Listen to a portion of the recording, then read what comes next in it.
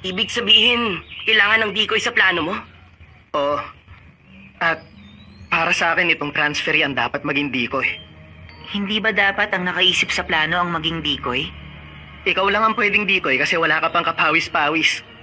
At dahil sa ginawa mong wind release kanina, mukhang marami ka pang chakra na magagamit. Ah, ganun pala yon.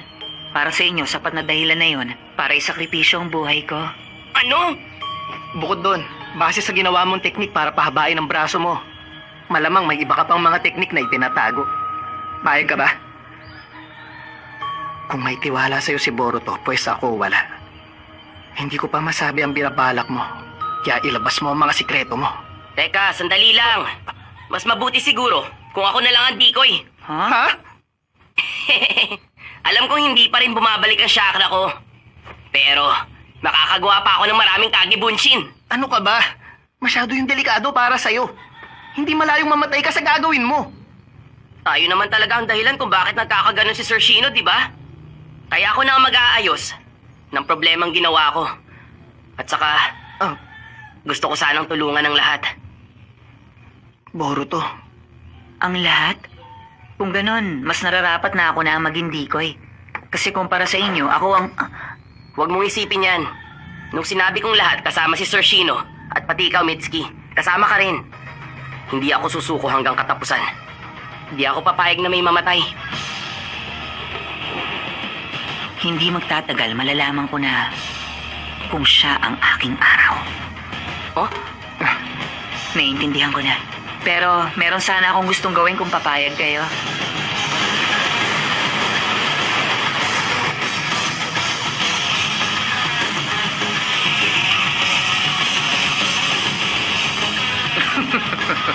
Mukhang sumuko na kayo tinanggap ang kapalaran ninyo. Boruto! Joke lang! Nandito ako kasi naisip kong mabuting hanapin ko na lang kayo. Sa halip na tumakbo, papapagsakin ko na lang kayo dito!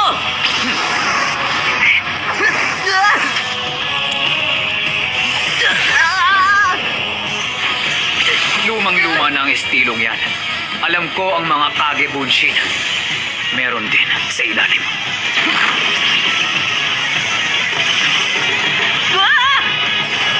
At ang totoo ay... Pare-pareho na lang ba?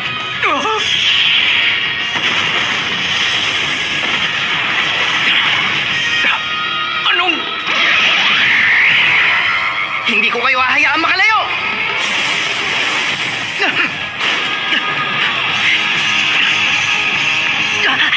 Palpak ang plano.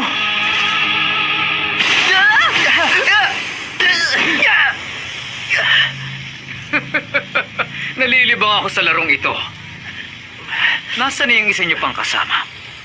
Ha? Anong problema, transferee? Hindi mo ba tutulungan ang mga kasama mo? Hindi na bale. Isusunod na lang kita sa kanila. Gagamitin mo ang Kage Shibari at balak mong tumalon sa tubig kasama ako, hindi ba? Siguro naisip mo mahihirapan ang mga insekto ko sa tubig. Madaling mabasa ang ganyang kasimpleng plano. Tingnan na lang natin ang mangyayari, Sir Shino. Kasi mukhang marami nang nawala sa mga insektong ginagamit niyo eh. Ha? Ngayon na! Mitsuki!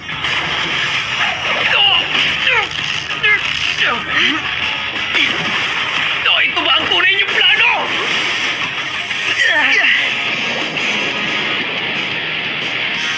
Hindi na masamang plano. Pero...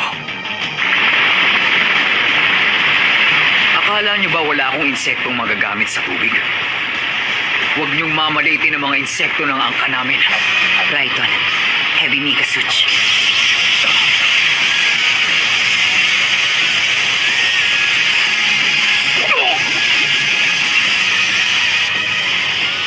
Mapipinsala ng Raito ng katawan ng kalaban kasama ang mga insekto na inilalabas nito. Kahit kasing lakas ng Joning si Sir Shino.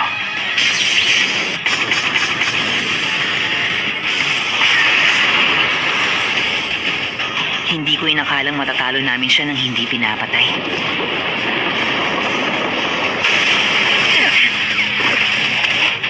Maaari palang lumaban ng ganito.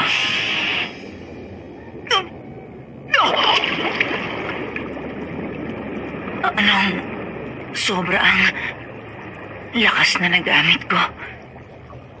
Hindi bale, ayos lang sa akin.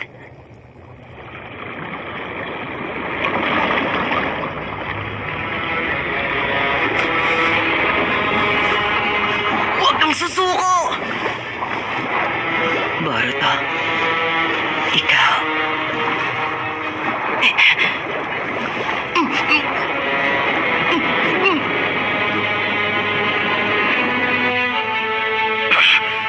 Anong... Boruto! Pambihira naman, oh! Bilisan nyo na dyan! Hindi! Wag! Ang chakra ko. Pero, kung wala akong gagawin, ang dalawang yun...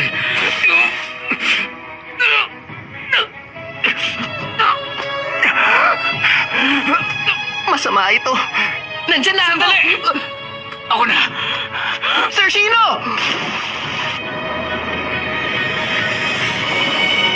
Summoning technique! Boruto!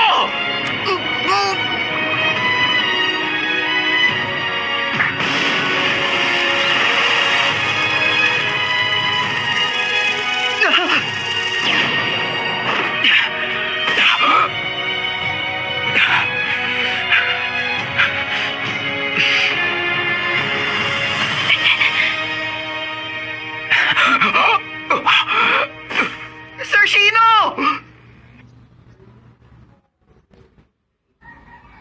Mapatawad niyo sana ako, mga bata. Sir Shino, Nung mga oras na yon, wala talaga ako sa sarili ko. Sa halip na protektahan ng mga estudyante, ako pa ang nanakit sa kanila.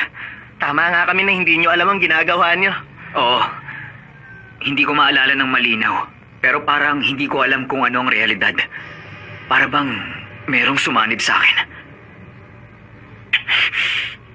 Ano man ang dahilan, malaking kasalanan na nagawa ko sa inyo.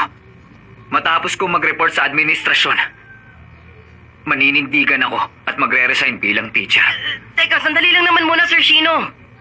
Wala namang nasaktan sa amin eh. Sobra naman kung magre-resign kayo. Kung tutuusin nga, kami talaga ang may kasalanan kasi ginalit namin kayo. Di ba? Ha? Oo.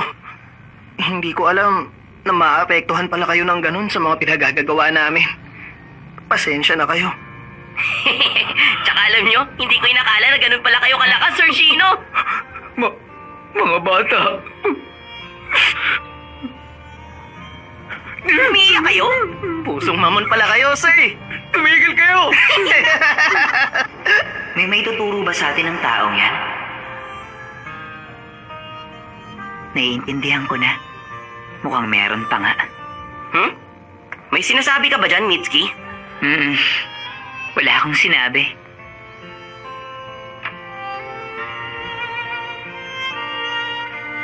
Shino, hindi ka nga mahusay makisama sa mga tao.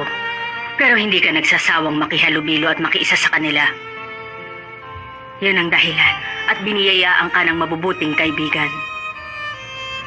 Yun ang nagagawa ng hindi pagsuko anuman ang mangyari. At yun ang nag-aangat sa'yo bilang isang teacher.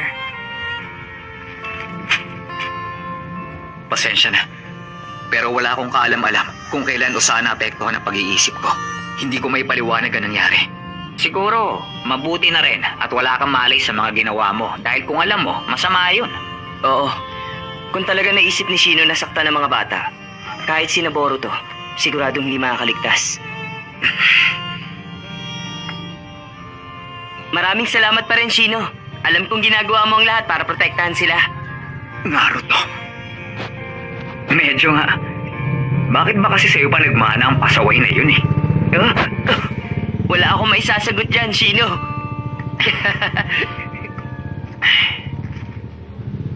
Pero totoong may mahiwagang kapangyarihan na nakakaapekto sa isipan ng mga kasing lakas ng Jonin.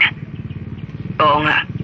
May napipintong problema rito na hindi natin pwede ipagwalang bahala.